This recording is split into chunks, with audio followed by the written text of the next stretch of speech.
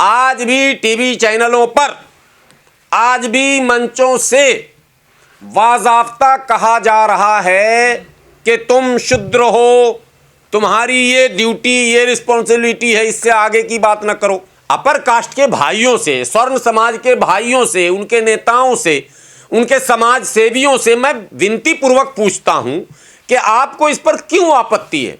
यानी आप खुले सांड की तरह भेदभाव करना चाहते हैं क्या? आप यूनिवर्सिटी कैंपस में भी मनु व्यवस्था लाना चाहते हैं क्या? आप विरोध क्यों कर रहे हैं? विरोध का मतलब होता है कि आप उस वर्ण व्यवस्था से ग्रसित हैं, यदि तभी आप विरोध करते हैं। यानी आप स्वर्ण का वर्चस्व चाहते हैं। कह रहे हैं अब यूनिवर्सिटियों में जातिवाद नहीं होता, यूनिवर्सिटी पढ़ाई लिखाई नहीं होता है, कैसे नहीं होता? नहीं, फिर रोहित वेमुला के साथ क्या हुआ? और रोहित वेमुला, मैं बार बार बोल रहा हूं, ये इकलौता नाम नहीं है।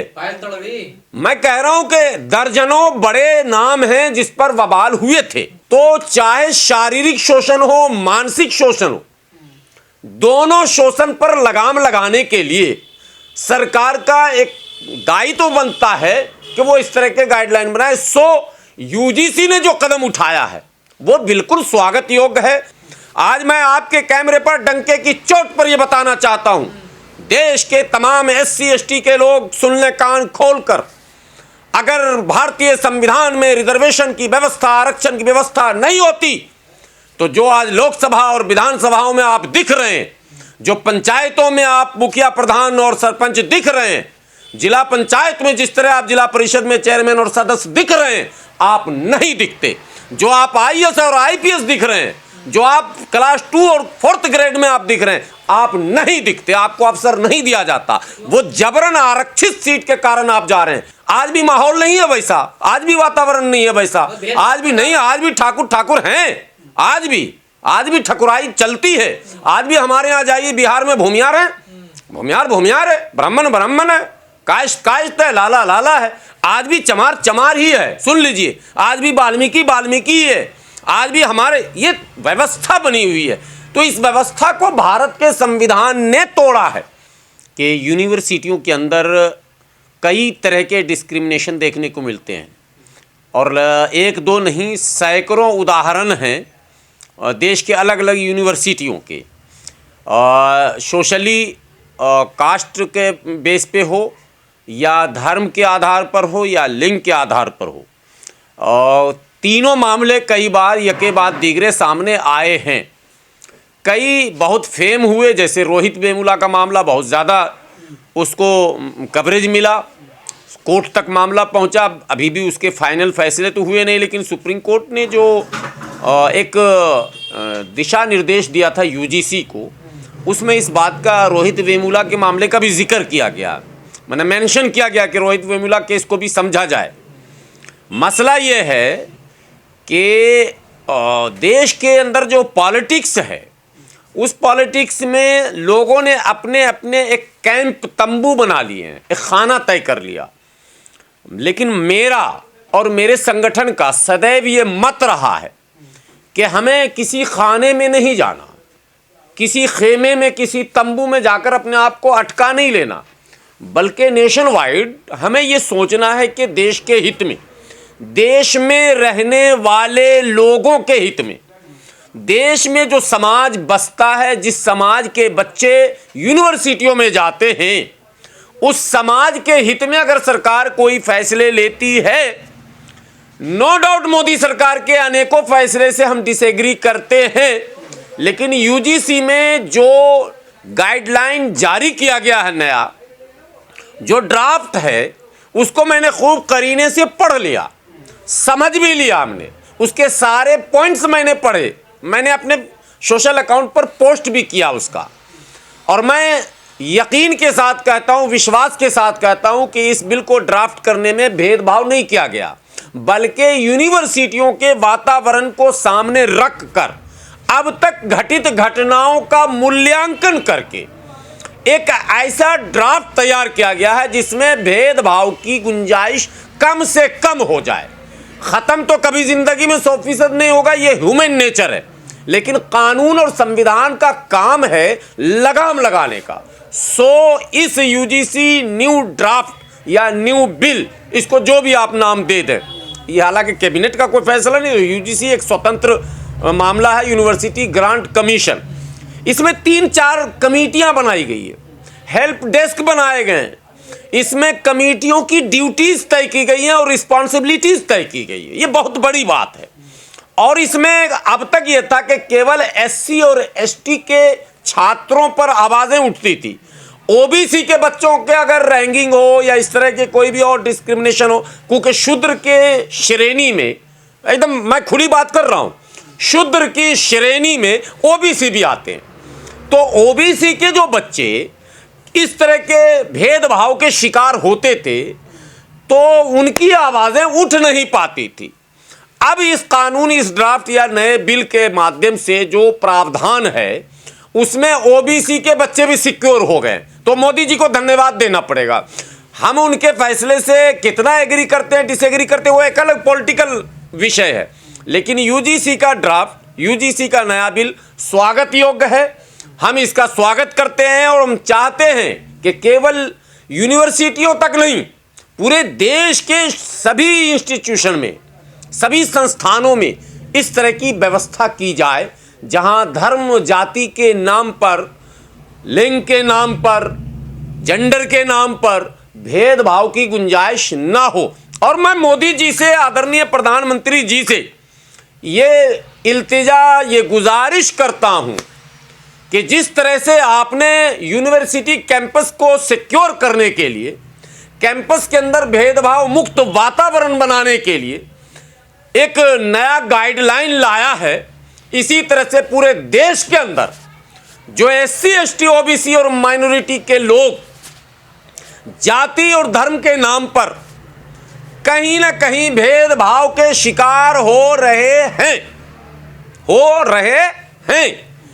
उनको भी इससे मुक्ति दिलाने के लिए आने वाले संसद के सत्र में आप एक ऐसा कानून लाएं कि एक भारत श्रेष्ठ भारत, भारत के सभी लोग भाई, भारत के सभी लोग एक जैसे, जो भारतीय संविधान का मूल मंत्र है, हम भारत के लोग, वो वातावरण बन जाए। तो मैं समझता हूं आपके उन तथा कथित सहयोगी संगठन, मैं दावे के साथ सहयोगी संगठन नहीं कहने जा रहा हूं, तथा कथित सहयोगी संगठनों के माध्यम से जो डिस्क्रिमिनेशन क्रिएट किए जा रहे हैं, जो भेदभाव उत्पन्न किए जा रहे हैं, या यूं कहें जो अराजकता की स्थिति बनाने की कोशिश की जा रही, उस पर विराम लग सकता है, संभव है। सरकार की अगर मंशा साफ होगी तो देश के अंदर अमन, चैन, सुकून, शांति, भाईचारा, प्यार, मोहब्बत खुद ब खुद कायम होगा। लेकिन आप पूरे देश में कानून लाने की बात कर रहे हैं। अभी देखिए यूनिवर्सिटियों में ये आया है तो पूरे देश में सवर्ण समाज जो है उसका विरोध कर रहा है, कह रहा है हमारे बच्चे जो है आत्महत्या करने पर मजबूर होंगे। नहीं, क्यों? कदम उन पर क्यों? लगाए जाएंगे। ये सवाल मैं अपने अपर कास्ट के भाइयों से, स्वर्ण समाज के भाइयों से, उनके नेताओं से, उनके समाज सेवियों से मैं विनती पूर्वक पूछता हूं कि आपको इस पर क्यों आपत्ति है? यदि कमेटियों का गठन हो गया, निगरानी की बात हो गई, हेल्प डेस्क बन गए, तो जो भी इस तरह की शिकायतें होंगी वो तो कमेटी के पास जाएगी। कमेटी को जांच का पूर्ण अधिकार भी दिया गया है, तो आपको कमेटी पर भरोसा नहीं? यानी आप खुले सांड की तरह भेदभाव करना चाहते हैं क्या?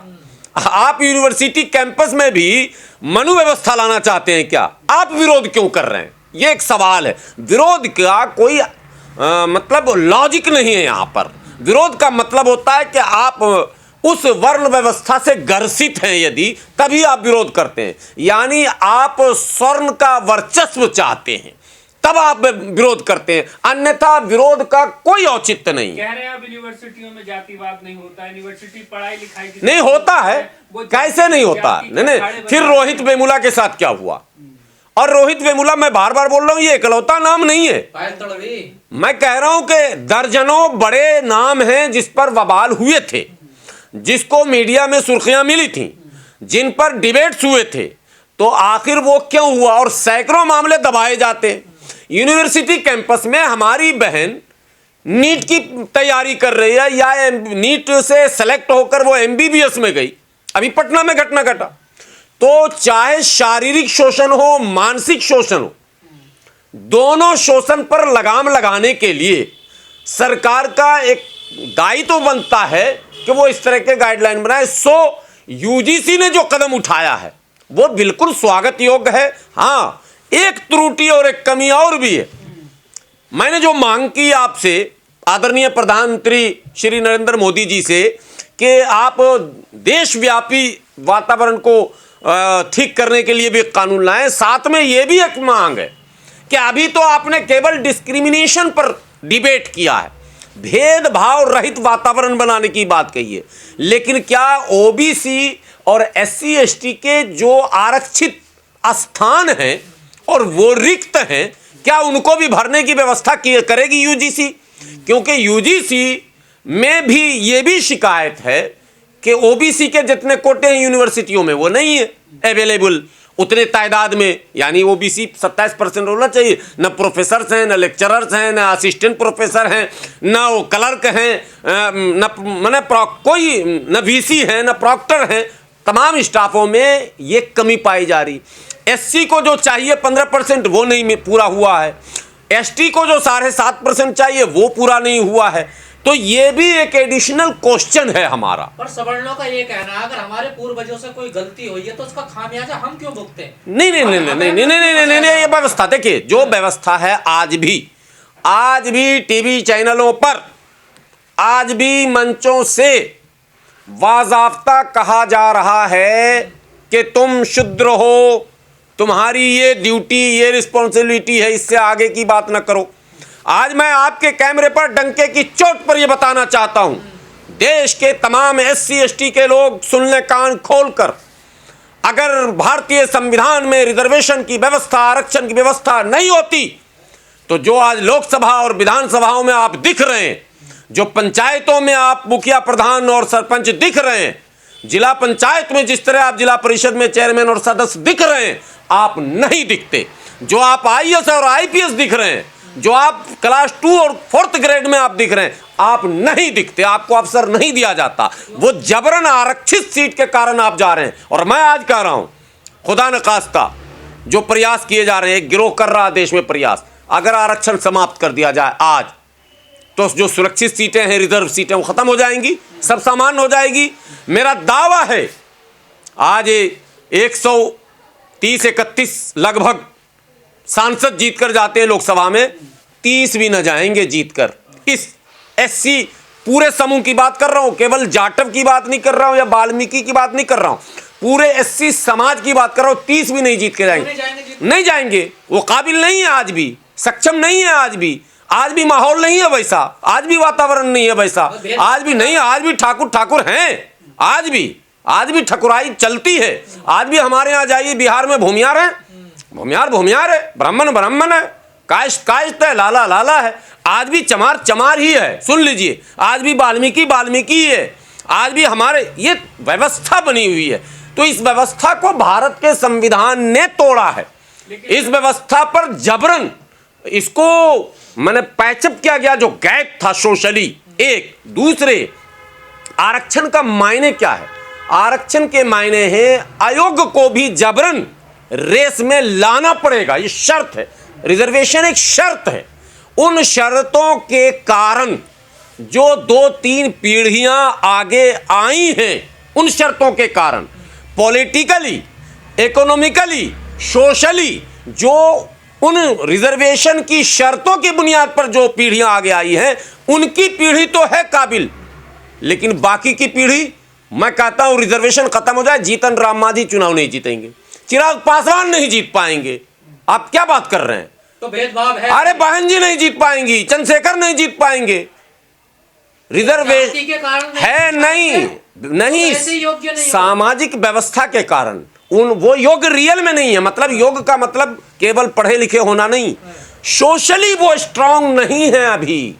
और चुनाव जो होता है वो सोशली सिर्फ मनी पावर से नहीं होता है, या दिमाग, मसल पावर भी उसमें चाहिए। चुनाव में मसल पावर आज भी एससी के पास नहीं है, 100% है, वो ये उनको मानना पड़ेगा। और उनको मंचों से शंकराचार्य कहते हैं, वो ये है तो वो है तो वो है, वर्गीकरण किया जा रहा। तो संविधान को, बाबा साहब को थैंक्स कहिए। संविधान है, व्यवस्था है कि आप हैं, वरना आप कहीं खड़े ना होंगे। और ये एक बात और बता दूं, ये जो देश में नया पॉलिटिकल ट्रेंड चला है, हिंदू मुस्लिम, यानी इधर भाजपा एंड कंपनी और इधर ओवैसी साहब एंड जो भी उनमें आ जाएं, ये घातक है उनके लिए जो रिजर्वेशन के वजह से, संविधान की वजह से सोशली पॉलिटिकली सेफ भी हैं और आगे भी रेस में बढ़ रहे हैं। उनके लिए खतरे की घंटी है। इसलिए उनसे मेरी विनती है कि इस लड़ाई से आप पहले निकलो। ओवैसी क्या करेंगे, प्रधानमंत्री वो बुर्का वाली को बनाएंगे, नकाब वाली को, एक अलग विषय उनका है। मोदी जी क्या करेंगे, वह आपका विषय बिल्कुल अलग होना चाहिए। अगर आप इन दोनों के बीच में पिस आए तो आप चक्की में पिस जाओगे। आप यूजीसी के फैसले को लेकर मोदी जी के साथ? मैं बिल्कुल यूजीसी के इस लिए गए निर्णय को अक्षरशः न केवल स्वीकार करता हूं, बल्कि मैं बधाई भी उनको देता हूं। और मैं साथ में ये उम्मीद करता हूं कि यूजीसी आने वाले दिनों में जो भी निर्णय लेगी उसमें इस बहुसंख्य समाज के हितों की रक्षा भी करेगी। सवाल क्यों डर रहे हैं इससे, वो क्यों? और स्वर्ण भाइयों से अपील करता हूं कि धरना प्रदर्शन और सरकार पर दबाव बनाने का जो आप प्लान बना रहे हैं, इसको त्यागिए। आप इस रेस से पिछड़े समाज के साथ आइए। कई बार आप मंचों पर लंबी लंबी बात करते हैं, हिंदू एकता, राष्ट्र एकता, राष्ट्र प्रेम, राष्ट्रवाद। राष्ट्रवाद का अर्थ यह है कि राष्ट्र के सभी लोगों के हितों की रक्षा की जाए, उसकी अनदेखी न की जाए। सो स्वर्ण समाज को इसका विरोध बंद करना चाहिए। कोर्ट का एक मामला आ गया है कि जब तक देश है, जब तक संविधान है, जब तक कानून है, जब तक न्यायालय है, इस तरह की टिप्पणियां होती रहेंगी। SC ST एक्ट में कोर्ट ने जो पहले फैसला दिया था और सरकार ने जो नियमावली तय की थी, उससे सरकार पीछे हटी ना भाई। कोर्ट के फैसले बदले गए ना। समाज की जागरूकता, उसकी बुद्धि, विवेक, इच्छा शक्ति पर निर्भर करता। आप पत्रकार, आप सवाल कर रहे हैं, लेकिन समाज के बुद्धिजीवी वर्ग, समाज के राजनेता अगर इन बारीक बातों पर नज़र रखेंगे तो ये जो टिप्पणी अभी माननीय न्यायालय के द्वारा आई है, ये भी वापस ली जाएगी। ये आप जान लीजिए। निर्भर करता है कि समाज में जो लीड करने वाले लोग हैं, वो लीड कर रहे हैं या मिसलीड कर रहे हैं। अगर वो मोदी चालीसा में माने विलीन हो गए तो समाज के कई अधिकार जाएंगे। हमें अच्छे कानून, समाज हित में बनाएगा कानून का स्वागत करना है। समाज को हानि पहुंचाने वाले, नुकसान पहुंचाने वाले किसी भी विधेयक, कानून और कोर्ट के आदेश पर हमें अपना मुखर होकर पक्ष रखना पड़ेगा।